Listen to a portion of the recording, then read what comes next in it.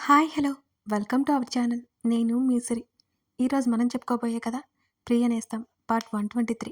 కథలకు వెళ్ళే ముందు వీడియోని లైక్ చేసి హైప్ చేయడం మర్చిపోకండి ప్లీజ్. ఇక వచ్చేయండి. డాడీ, మమ్మీకి నేనంటే ఇష్టమా అని అడిగింది రక్ష. చాలా ఇష్టం అన్నాడు అర్జున్. మరి ఎందుకు నన్ను స్కూల్కి వెళ్ళమని గొడవ చేస్తుంది, నన్ను కోపంగా చూస్తుంది అని అలిగినట్టుగా అంది రక్ష. లేదురా, మమ్మీకి నువ్వంటే చాలా చాలా ఇష్టం. స్కూల్కి వెళ్ళమని చెప్పేది ఎందుకో తెలుసా అని అర్జున్ కాస్త గ్యాప్ ఇచ్చి కూతురి ముఖంలోకి చూశాడు. అర్థమయ్యేటట్టు చెప్పడానికన్నట్టు. ఎందుకు డాడీ అని ఆతృతగా అడిగింది రక్ష. స్కూల్కి వెళ్తే డిసిప్లిన్ వస్తుంది, బాగా చదువుకోవచ్చు, ఆడుకోవచ్చు, చక్కగా నీకు నచ్చింది చేయవచ్చు. అప్పుడు అందరూ నా బంగారాన్ని గుడ్ గర్ల్ అంటారు కదా. అందుకే మమ్మీ నిన్ను స్కూల్కి వెళ్ళమని చెప్తుంది.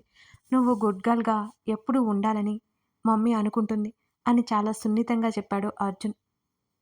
అవునా, మరి నువ్వు నన్ను గుడ్ గర్ల్‌లా ఉంచవా? పాయింట్ తీసింది రక్ష చాలా తెలివిగా. ఆ క్వెషన్ ఊహించని అర్జున్ క్షణం పాటు షాక్ అయిపోయినా అంతలోనే తేరుకొని చిన్నగా నవ్వుకున్నాడు. భర్తకి కాఫీ, కూతురికి తినడానికి తీసుకొస్తూ గదిలోకొస్తున్న ప్రవర్తికని చూస్తూ, ఈ తెలివి మమ్మీకి కూడా లేదురా. ప్రవర్తిక రాకను గమనించే అన్నాడు అర్జున్. అతని వైపు వాడిగా చూపులు విసిరి రక్ష ఒడిలో బౌల్ పెట్టి అర్జున్‌కి కాఫీ అందించింది ప్రవర్తిక. సన్నగా నవ్వుతూ ఆమె వైపు చూశాడు. ప్రవర్తిక ఇంకా కోపంగానే ఉంది. డాడీ, నువ్వు చెప్పలేదు నాకు అని రక్ష మళ్ళీ అడిగింది. నిన్ను మిస్ అవుతున్నాను నాన్న. అందుకే నేను కూడా ఆఫీస్కి వెళ్ళట్లేదు. నిన్ను స్కూల్‌గా పంపిస్తాను సరేనా అని అర్జున్ అన్నాడు. ప్రవర్తికకి మాత్రమే వినబడేలా. ప్రవర్తిక పట్టించుకున్నట్టే వెళ్ళిపోయింది. ఆ రోజు సాయంత్రం పూట హనీ వచ్చింది ఆడుకోవడానికి. హనీ రక్ష కోసం వచ్చిన మల్లిక వెంటనే ఆడుకోవడం, మల్లిక ఎటెళ్తే అటు వెళ్ళడం గమనించింది ప్రవర్తిక. ఆ రోజు అర్జున్ ఇంట్లోనే ఉండడంతో ప్రవర్తిక వాళ్ళ దగ్గర ఇక ఎక్కువసేపు ఉండలేదు. రక్ష పరిగెత్తుకుంటూ ఇంట్లోకి వెళ్ళినా సరే మల్లిక ఓని పట్టుకొని తిరుగుతోంది హనీ. హనీ కోసం ఇంకా ఆయా రాలేదు. హనీ, ఆయా ఎక్కడా మల్లిక అడుగుతుంటే, ఆయా ఉంది, ఆడుకొని రమ్మని చెప్పింది. నేనిప్పుడే వెళ్ళనా ఆంటీ అని మల్లిక కాళ్ళు చుట్టూ చేతులు వేసి పట్టుకుంది హనీ. అంతకుముందు హేమంత్ చెప్పింది మరోలా అర్థం చేసుకున్న మల్లిక, ఇప్పటికే చాలా ఆలస్యం అయిపోయింది హనీ కదా, పద మీ ఇంట్లో దిగబెడతాను అని మల్లిక చెబుతుంటే హనీ వెళ్ళను అని మొండికేసింది. ఏం చాలా కొద్దిగా పాలు పోలేదు మల్లిక్కి. అక్క, నేను హనీని దిగబెట్టి వస్తాను. హాల్లో ఉన్న ప్రవర్తికకి కేక వేసి చెప్పింది మల్లిక. అలాగే మళ్ళీ ప్రవర్తిక చెప్పగానే హనీని ఎత్తుకుంది. ఆంటీ, నేను ఇక్కడే ఉంటాను, వెళ్ళను అని హనీ చెబుతున్నా, వద్దు హనీ, హోంవర్క్ చేయాలి కదా నువ్వు. మీ డాడీ వచ్చేసరికి ఇంట్లో కనిపించకపోతే ఆయన నీకోసం చాలా కంగారు పడతారు అని హనీకి నచ్చజెప్తూ ఇంట్లోకి తీసుకెళ్ళిపోయింది మల్లిక. హనీకి ఏడుపొస్తుంది. మల్లిక ముందు మౌనంగా ఏడుపు మొహం పెట్టి అలాగే ఉండిపోయింది. కాలింగ్ బెల్ కొట్టగానే ఆయా తలుపు తెరిచింది. హనీ వెళ్ళు, హనీని కిందకి దింపి చెప్పింది మల్లిక. హనీ కాళ్ళను మల్లిక కాళ్ళను చుట్టేసింది హనీ. హనమ్మ రామ్మ. ఆయా ఎంత బ్రతిమాలుతున్నా వినలేదు. హనీ ఎంత అల్లరి చేస్తున్నా ఆయా కోప్పడకపోవడం, విసుక్కోకపోవడం గమనించింది మల్లిక. నువ్వు కూడా లోపలికి రా ఆంటీ. హనీ ఎంత పిలుస్తున్నా మల్లిక లోపలికి అడుగు కూడా పెట్టలేదు. హేమంత్ కారు ఆ ఇంట్లోకి ప్రవేశించింది. హనీ ఈ మధ్య ఒంటరిగా ఫీల్ అవుతుందని అతను చాలా తొందరగా ఇంటికి వచ్చేస్తున్నాడు కూతురు కోసం. కారు శబ్దం వినగానే గుండె జల్లుమంది మల్లిక్కి. హనీని వదిలించుకోవాలని చూసినా హనీ ఏమో వదలట్లేదు. హనీకి చెప్తుండగానే వచ్చేశాడు హేమంత్ అక్కడికి. ఏమైంది? మల్లిక కాలు చుట్టేసిన హనీని చూస్తూ అడిగాడు. తన కూతురు ఆ అమ్మాయి పట్ల అంత ఆప్యాయత పెంచుకోవడం హేమంత్కి నచ్చలేదు. హనీ మీద పంచ ప్రాణాలు పెట్టుకున్న అతనికి హనీ ఎక్కడ దూరం అయిపోతుందో అనే భయం కూడా కలుగుతోంది. ఆయా విషయం చెప్పగానే, హనీ, ఆంటీని డిస్టర్బ్ చేయకూడదు అని హనీ చేతిని పట్టేసుకొని లాగబోయాడు హేమంత్. హేమంత్కి కాఫీ పెట్టిద్దామన్నట్టు లోపలికి వెళ్ళిపోయింది ఆయా అక్కడి నుంచి. దిగాలుగా డాడీ దగ్గరికి వచ్చింది హనీ. అతని పక్కన నిలబడి ఉన్న మల్లిక దిక్కులు చూస్తూ ఉంది. అతని భుజాల వరకు ఉంటుందేమో ఆమె. ఆమెను క్షణకాలం చూసి, హనీ, ఇంకోసారి ఆంటీని ఇబ్బంది పెట్టావంటే నిన్ను అక్కడికి అసలు పంపించను హేమంత్ సీరియస్గా అన్నాడు. మల్లిక మౌనంగా వెళ్ళిపోతుంటే మల్లిక ఓని పట్టుకుంది హని. డాడీ, ఆంటీని మన ఇంట్లో ఉండమని చెప్పు డాడీ అని జాలిగా దీనంగా అడుగుతుంటే ఇద్దరు క్షణకాలం నివ్వెరబోయి చూశారు. హేమంత్కి పట్టరాని కోపం వచ్చింది. హనీ చేతిలో ఉన్న ఓని విడిపించుకుని గబగబాలు వెళ్ళిపోయింది మల్లిక. కూతురి మీద కోపం చూపించలేక కూతురిని తలని భుజానికి ఆనించుకుని కూతురికి నచ్చ చెప్పుకుంటూ లోపలికి వెళ్ళిపోయాడు హేమంత్.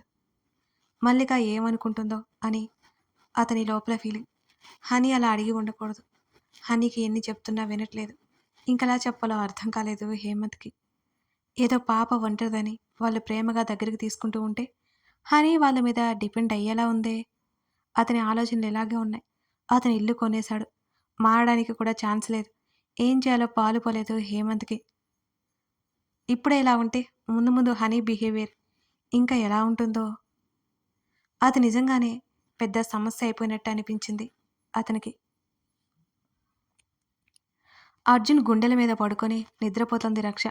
డాడీ రోజంతా తనతో ఆడుకుంటుంటే రక్షకి ఎంత సంతోషంగా ఉందో. తలకింద ఒక చెయ్యి పెట్టుకుని మరొక చెయ్యి కూతురు చుట్టూ వేసి కళ్ళు మూసుకొని కనిపించాడు అర్జున్. వాటర్ బాటిల్ తీసుకొచ్చి గదిలో పెట్టి గది తలుపు మూస్తూ ఇద్దరిని చూస్తూ నెట్టేర్చింది. అర్జున్ దగ్గరికి వెళ్ళి రక్షని తీసుకోకపోతే అతను ఉలిక్కిపడి లేచాడు. రక్ష చుట్టూ చేతిని వేసి బిగించాడు. పడుకోండి నేనే. రక్షను తీసి రక్ష బుజ్జి బెడ్ మీద వేసి దుప్పటి కప్పు వచ్చేసింది ప్రవర్తిక. అతన్ని ఏమాత్రం పట్టించుకోకుండా అద్దం ముందు నిలబడి జుట్టు ముడతీసి గుచ్చుకునేలో ఉన్న గాజులు తీసేసి చీర పెన్ తీసేసింది అలవాటుగా. గదిలో అటు ఇటు తిరుగుతున్న ఆమెను రెండు చేతులు తల కింద పెట్టుకుని మరీ చూస్తున్నాడు అర్జున్. తప్పదన్నట్టుగా కాసేపు తర్వాత పక్కన వచ్చి వాలి మరోవైపుకి తిరిగి పడుకుంది. ఏం చేస్తున్నారు? ఈయన నాకు తెలియకుండా ప్రవర్తిక ఆలోచనలు అలా కొనసాగుతూనే ఉన్నాయి. ఆమె నడుము చుట్టూ అతని బలమైన చేపడింది. ఆలోచనలో ఉన్న ఆమె ఉలిక్కిపడింది. తిరిగి చూడలేదు. కోపంగా ఉన్నట్టు అతనికి తెలియాలి కదా. ఆమె వీపు మీద అతని ముఖం చేరిపోయింది. ఏంటిది కోపమే? నీకు కోప్పడ్డం కూడా వచ్చా? ఆమె వీపు మీద అతను ఇచ్చిన ముద్దుకి ఆమె శరీరం జల్లుమంది. నాతో చెప్పే వరకు మీరు మాట్లాడొద్దు. ప్రవర్తిగా అతన్ని విడిపించుకోనలేదు. సరే, నువ్వు చెప్పినట్టుగానే మాట్లాడను అని చెప్తూ ఆమె చీర కిందకి జార్చి ఆమె భుజం మీద అతను ముద్దు పెట్టుకున్నాడు. తోసేయలేదు. అది ఎప్పటికీ జరగదని అతనికి కూడా తెలుసు. మాట్లాడొద్దంటే నోట మాటలు కాదు, ప్రవర్తిక అతని వైపుకి తిరిగింది. వారి మంచం చుట్టూ తెర పరుచుకుంది. మరి అన్నాడు ఆమె హృదయంలో అతను ముఖం దాచేసుకుంటూ. ఏం దాస్తున్నారు నా దగ్గర? అతని జుట్టులోకి వెళ్ళిపోనిచ్చిన ఆమె నెమ్మదిగా నిమురుతూ అడిగింది. ఏముంది? ఏముంటాయి అసలు అని అన్నాడు అర్జున్. నాకు భయంగా ఉంది అని అంటున్న ఆమె మాటలకి భయమా?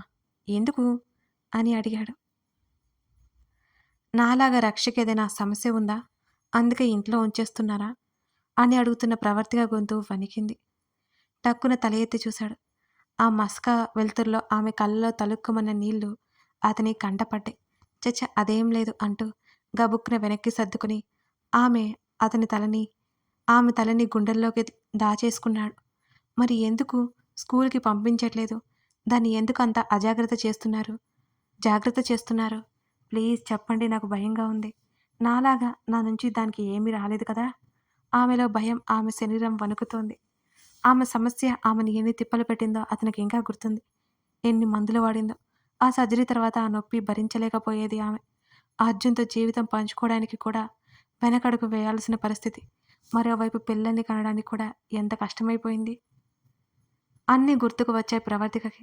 అతను కాబట్టి తన్ని ఏ విషయంలో నిందించకుండా అక్కుం చేర్చుకుని తనని పట్టపు రాణిగా చేసేసుకున్నాడు. తనలాంటి పరిస్థితి తన కూతురికి ఎప్పుడూ వద్దు. ఆమె కన్నీళ్ళు అతని ఛాతీని తడిపేస్తున్నాయి. నాతో చెప్తారా లేదా? తల పైకెత్తి అతని గడ్డం పట్టుకొని ముఖాన్ని తన వైపుకు తిప్పుకుంది ప్రవర్తిక. బంగారం లేస్తుంది, శబ్దం చేయకు. ఆమె పెదవుల మీద వేడి పెట్టి చెప్పాడు అర్జున్. ప్రవర్తిక ఇక మాట్లాడలేదు. ఆమె చెంపల మీద జారిపోతున్న కన్నీళ్లు సున్నితంగా తుడిచి, ప్రతీదీ ఏదేదో ఊహించుకుని ఏడవకు. అక్కడ ఏం లేదు. ఈ మధ్య పిల్లల్ని కిడ్నాప్ చేసి దేశాలు దాటిస్తున్నారని న్యూస్ వచ్చింది. ఎందుకైనా మంచిది అని ఇంట్లో ఉంచుతున్నాను అంటున్న ఆ మాటలకి ఆమె కనులు వెడల్పయ్యాయి. నిజమేనా ఇదంతా? అతని మీద నుండి లేవడానికి చూస్తే అతను లేవనివ్వలేదు ఆమెను. అవును. అందుకే పంపించలేకపోతున్నా అని అన్నాడు అతను. ఇలా ఎంతకాలం మరి? కళ్ళు తుడుచుకుంటూ అడిగింది. తెలీదు, చూడాలి. మరో స్కూల్ చూస్తున్నా చెప్పడంతో ఆమె కుదుటపడి చెంపని అతని ఛాతీకి ఆనించి అతని చుట్టూ చేతులు వేసింది. అయినా వాళ్ళకి ఏం పోయే కాలం? పిల్లల్ని తీసుకొంచే ఏం చేసుకుంటారు? కోపంగా అంది ప్రవర్తిగా. అతను చెప్పకముందే ఆమె మళ్ళీ కొనసాగిస్తూ, పిల్లలు లేని వారికి అమ్ముతారా అని అడిగింది అమాయకంగా. కాదు అని అర్జున్ ఆమె జుత్తు సవరిస్తూ చెప్పాడు. చంపేసి అవయవాలు తీసుకుని అమ్మేసుకుంటారు. ఆ మాటకి ప్రవర్తిగా ఒక క్షణం అదిరింది. ఆమె శరీరం అణువణువు కంపించిపోయింది ఆ మాట వినగానే. ఏంటి ఏంటి మీరనేది? భయంగా అర్జున్ వైపు చూసింది ప్రవర్తిక. అవును, అందుకే నా భయం. బంగారాన్ని పంపించలేకపోతున్నాను. ఆ స్కూల్కి సెక్యూరిటీ సరిగ్గా లేదు. అందుకే స్కూలు మారుద్దామని ఆలోచిస్తున్నా. ఈలోపే నువ్వు ఏదో ఊహించుకుని గొడవ స్టార్ట్ చేశా. అతను చెప్తుండగానే సరే, పిల్లని చంపేసి అవయవాలు అమ్ముకుంటారని దగ్గర ఆగిపోయింది ప్రవర్తిక. ఎంత దుర్మార్గులున్నారు! పసిపిల్లల్ని అలా చేస్తారా? ప్రవర్తికకి వెన్నులో నుండి వణుకు మొదలైంది. అందుకే నీతో ఏ విషయమో చెప్పను అని అన్నాడు. అలా జరుగుతాయంటున్నాను అంతే. ఎక్కువ ఆలోచించుకో. మనం చేసేదేం లేదు. జాగ్రత్తగా ఉండడం తప్ప. అతను చెప్తుండగానే బెంగగా అతనికి కరుచుకుపోయింది ప్రవర్తిక. రక్షిని అసలు పంపొద్దు స్కూల్‌కి. నాకు వచ్చిన 4 ముక్కల్లో 2 ముక్కలు దానికి నేర్పిస్తానులే అని అంటున్న ఆమె మాటలకి అర్జున్ పెదవుల మీద చిరునవ్వు మెరిసింది. అలాగే చేద్దువులే, కొన్నాళ్ళ తర్వాత. మంచి స్కూల్‌లో వేద్దాం. రక్ష ట్రిప్ గురించి అడుగుతుంది కదా! మనం ఢిల్లీకి వెళ్దాం అన్నాడతను. సరే. ప్రవర్తిక అలాగే పడుకొని పోయింది. ఎవరికో అలా జరుగుతుందంటేనే భరించలేకపోయిన ఆమె రక్ష కిడ్నాప్ అవ్వడం అనే విషయం తెలిస్తే ఇక తట్టుకోలేదు. ఆమె బాగా కంగారు పడిపోతుంది. అందుకే ఆ విషయం ఆమెతో అతను చెప్పలేదు. ఇంకా నిద్రపోలేదా నువ్వు? కళ్ళు మూసుకుని ఉన్న ఆమెను అడిగాడు అర్జున్. నిద్ర పట్టలేదు అంటుంటే ఆమె గడ్డం పట్టి తల పైకెత్తి ఆమె తల మీద ముద్దు పెట్టుకున్నాడు. ఆలోచనలన్నీ తీసేసి హాయిగా పడుకో. అతను జోకొడుతుంటే ఆమె కళ్ళు మూసుకుంది. అర్జున్‌కి మాత్రం నిద్ర దరిచేయలేదు. ఆ రోజు తను లేకపోయింటే ఏమైపోయేది? కాస్త ఆలస్యమైతే తన బంగారం తనకి దూరమైపోయేది. ఆ ఊహే భరించలేనట్టు తల విదిలించుకున్నాడు అర్జున్. నిజంగా రక్షని స్కూలుకి పంపించాలంటే అతనికి భయం వేస్తోంది. ఈ నరరూప రాక్షసుల నుంచి తన బిడ్డను కాపాడుకోవాలి. ఒకసారి తన చేతగానితనంతో రక్ష దూరమైపోయింది. అది జన్మలో పూడ్చలేని బాధ. ఈసారైనా తన బిడ్డను కాపాడుకోవాలి. రక్ష గుర్తొచ్చి అతని మనసంతా వెల్తిగా అయిపోయింది. తన చేతుల్లో రక్తపు ముద్దలా ఉండడం రక్ష ఇంకా అతనికి గుర్తుంది. అతని కళ్ళలో తిరిగిన కన్నీటిని కష్టంగా ఆపుకున్నాడు. బ్రతకాలని ఉంది అని ఆమె చెబుతున్న మాటలు ఇంకా అతని మెదడులో తిరుగుతూనే ఉన్నాయి. కడుపులో ఉండగానే చనిపోయిన బిడ్డ గురించి చెప్పాలనుకుని చెప్పలేని ఆమె నిస్సహాయత అతనికి ఇంకా గుర్తుంది. గుండెల మీద ఉన్న ప్రవర్తికని పక్కన పడుకోబెట్టి లేచి బాల్కనీలోకి వెళ్ళిపోయాడు అర్జున్. అతని జీవితాంతం మోసే జ్ఞాపకం ఆమె. ఆమె చావుకి ప్రతీకారం తీర్చుకున్న అతనికి ఇంకా వెలితిగానే ఉంది. ప్రవర్తిక లేకపోతే అతని ప్రాణాలు ఏనాడో పోయేవి. రైలింగ్ మీద అతని పిడికిలి బిగుసుకుంది. ఇలాంటి రాక్షసులను అతను బ్రతకనివ్వడు. పసిపిల్లలను దుర్మార్గంగా ఎత్తుకుపోయే ఈ రాక్షసుల్ని అతను ఖచ్చితంగా చంపేస్తాడు. ఖచ్చితంగా మొత్తం బయటకు తీస్తాడు. ఈరోజు తన బిడ్డ తప్పించుకుంది. తన బిడ్డ లాంటి వాళ్ళు ఎంతమంది? అతనిలో కసిలాంటిదేదో బయలుదేరింది. పాప వినాశనాన్ని చేకూర్చే భావనది. ఏం చేయాలో ఆలోచించుకుంటూ ఎప్పటికో ప్రవర్తిక పక్కన పడుకున్నాడు. ప్రవర్తికని దగ్గరికి లాక్కొని ఆమె తల మీద ముద్దు పెట్టుకున్నాడు ఆర్తిక. అతనిలో చెలరేగుతున్న భావాలను అదుపు చేసుకోవడానికి చాలా ప్రయత్నం చేస్తున్నాడు. తను వదిలిపెట్టడు. తన బిడ్డను తనకు దూరం చేయాలనుకున్న వాళ్ళెవరిని అతను వదిలిపెట్టడు. మర్నాడు అజయ్ కలవాలి అంటే వెళ్ళాడు అర్జున్. అక్కడే రాగిని, అజయ్లు ఉన్నారు. రాగిని చేతిలో పాప ఉంది. 2 సంవత్సరాలు. ఇంత చిన్న వయసులోనే ఈ సమస్య ఎలా భరిస్తుంది అసలు? అర్జున్ మనసంతా కలుక్కుమంది ఆ పాపను చూస్తుంటే. అర్జున్ కనిపించగానే ఎదురొచ్చాడు అజయ్. రాగిని మౌనంగా కూర్చుని ఉంటే అర్జున్ని చూడగానే పలకరింపుగా నవ్వబోయింది కానీ ఆమె నవ్వలేకపోయింది. నవ్వు రాలేదు. ఏం కాదు, కంగారు పడకని డాక్టర్‌తో మాట్లాడదాం. రాగిని వైపు చూస్తూ చెప్పాడు. రాగిని మాట్లాడలేదు. నిద్రపోతున్న తన పాపని చూస్తోంది. పాప రిపోర్ట్స్ అన్నీ అజయ్, అర్జున్ కలిసి డాక్టర్‌కి చూపించి మాట్లాడారు. ఆ తర్వాత పాపని టెస్ట్‌లకు తీసుకెళ్తే రాగిని కళ్ళల్లో నీళ్లు. అలాగే మౌనంగా చేతుల్లో ముఖం దాచుకుని కూర్చుంది. నేను తెలుసో తెలియకో చేసిన పొరపాటు వల్ల నా పాపకి ఇలాంటి గతి పట్టింది అర్జున్. అజయ్ గొంతులో బాధ, ఆవేదన తొణికిసలాడుతోంది. ఏం కాదు, కంగారు పడకు. అజయ్ భుజం తట్టాడు అర్జున్. పాపకి టెస్ట్ చేశారు. 1 మంత్ పాటు మెడిసిన్స్ యూజ్ చేయమన్నారు. అప్పటికి కూడా క్యూర్ అవ్వకపోతే సర్జరీ కన్ఫర్మ్ అన్నారు. పాపని తీసుకుని అక్కడి నుంచి బయటకొచ్చారు. అప్పటికే నిద్రలేచి వచ్చిరాని మాటలతో అజయ్‌తో ఏదో మాట్లాడుతుంది. అప్పటి వరకు అజయ్ ముఖంలో ఉన్న దిగులు పోయి పాపని ఎత్తుకొని మాట్లాడుతూ ఆడిస్తున్నాడు. అలా ఎత్తుకొని కాస్త దూరం వెళ్ళాడు. అర్జున్, రాగిని అక్కడే ఉన్నారు. థ్యాంక్ యూ, రాగిని మెల్లిగా చెప్పింది. డోంట్ వర్రీ, అతను భరోసాగా అన్నాడు. ఎలా ఉంది మీ వైఫ్, మీ పాప? చిరునవ్వుతో అడిగింది రాగిని. బావున్నారు అన్నాడతను. అజయ్ పాపని ఎత్తుకుని వచ్చాడు. అర్జున్ ఇంటికి ఇన్వైట్ చేశాడు. మరోసారి వస్తాను అని చెప్పి వెళ్ళిపోయారు అక్కడి నుంచి. అజయ్‌లో, రాగిణిలో చాలా మార్పు. కాలం దేన్నైనా మార్చేస్తుంది. అతను ఇంటికెళ్ళిపోయాడు. కథ కొనసాగుతోంది. కథ నచ్చితే లైక్ చేసి కామెంట్ చేయండి. అలాగే మన సిరి డైరీస్‌లో 'నువ్వే కావాలని' స్టోరీ రన్ అవుతోంది.